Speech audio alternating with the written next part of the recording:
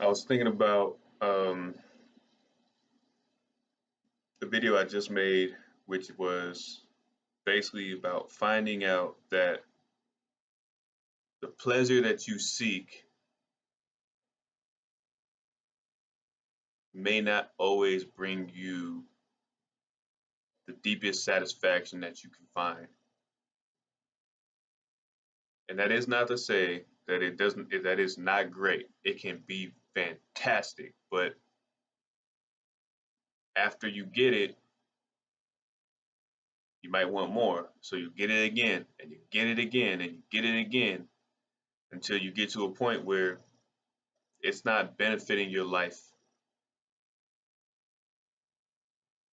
long term. It's literally just a shot of happiness. But regardless of anything else that's going on in your life. So what I was thinking about was how that's an emotional that's an emotional idea. Like the quest for pleasure is a response to an emotion in your mind, in the mind. It's like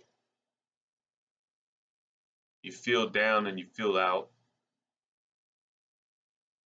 you feel bored, you feel sad, and so you seek this pleasure and you get it and you're able to rest and you may or you may not. But I say at some point you think about your life because before you hit that pleasure, your only focus was that pleasure. So you didn't think too much about anything else because you just wanted to feel that. But once you feel that, there's like an intermission period where you start thinking about how, like, you're over that. You're not thinking about that. So then you start thinking about the rest of your life. And then you almost have a clearer vision because your mind isn't clouded with the desire to pursue that other pleasure that you just received. And so when you're reviewing the rest of your life outside of that, I think you're going to find that you're disappointed in some other area. And so then that brings on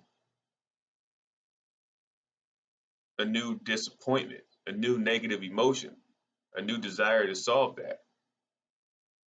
And I think that there are many levels to it. So maybe you don't realize that you have maybe you can't even articulate what's bothering you, but you come to realize that there's something else bothering you. So that makes you feel some type of way. So then eventually you go back to chasing that same pleasure, or you figure out what's bothering you, but you don't know how to solve it. So you cope with it by going back to chasing that single pleasure that you used to have.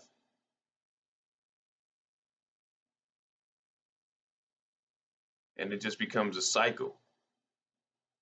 And then you get older and things start to deteriorate, things start to change, and the pressure becomes more intense because you're not as young as you once were. So you can't do the same things you used to do.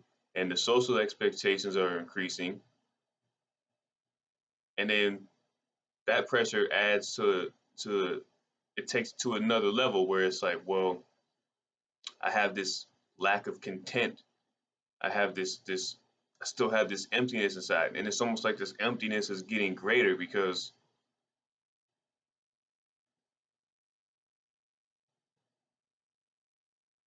of the social pressures, because you're having more time to think about where your life is going or how it's not going where you think it's going or how you don't know where it's going.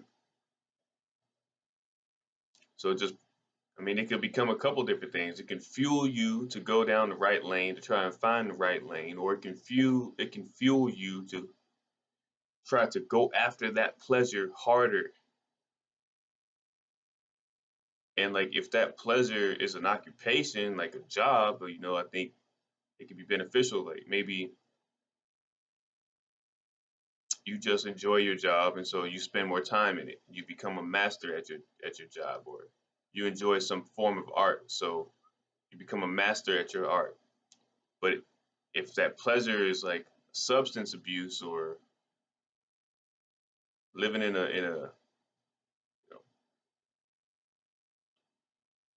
in a dangerous lifestyle,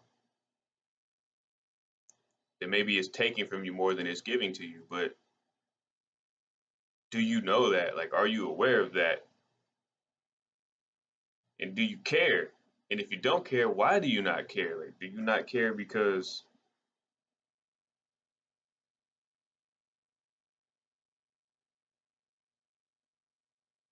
you don't see any opportunity in your life? Like, you don't see any value in yourself? You got low self-esteem? You don't know the way out? You don't know, no one's taught you? But like all of this is really, it's fueled by an emotion. Like it's fueled by the emotion, the emotional frame of mind. It's a it's just a, to me it's an example that regardless of the direction that you go, our actions are fueled by how we feel about something.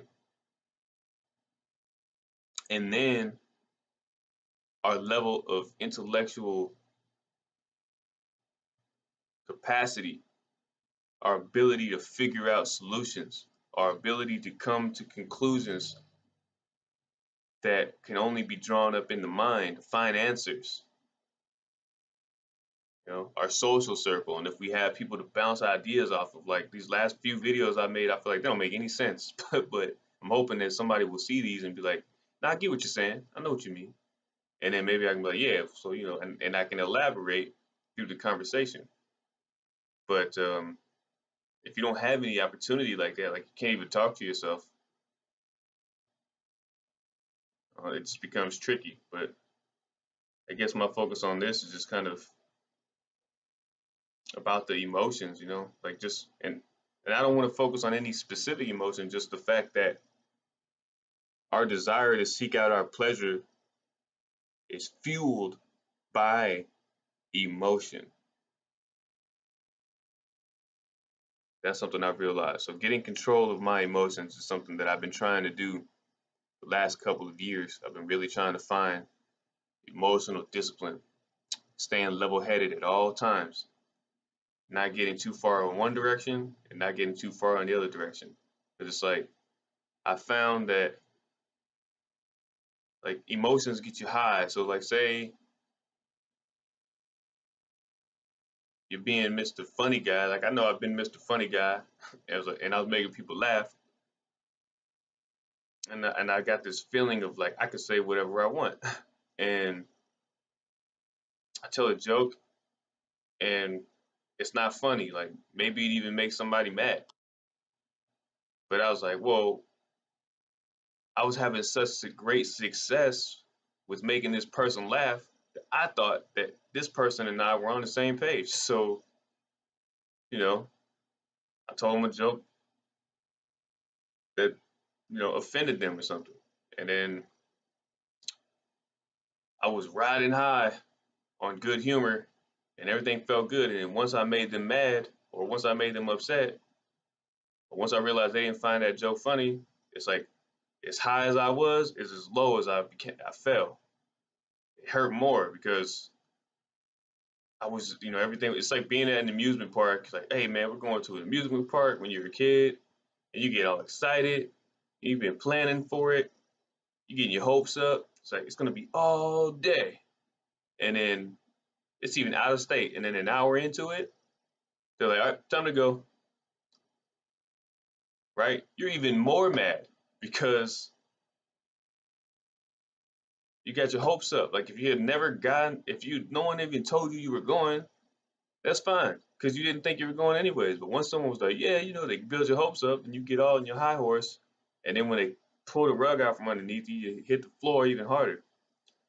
And the same thing goes in the other direction. Like I find that if you get too deep into your emotions in the sadness or in the anger, then you make a decision that doesn't really benefit you. Like you get too sad and you give up when you shouldn't have given up. But you felt like it didn't matter. You felt so strongly in that negative emotion that it wouldn't matter. So you quit and you didn't have anything to gain. So it's like you can't get too happy and you can't get too sad. And it's like when anything happens, it's like you gotta stay balanced. Just find that middle place, you know, think logically. But anyways, just another ramble. Video's almost at 11 minutes. So yes, we are controlled by our emotions. Stay level-headed. Learn from the pleasure and learn from the pain.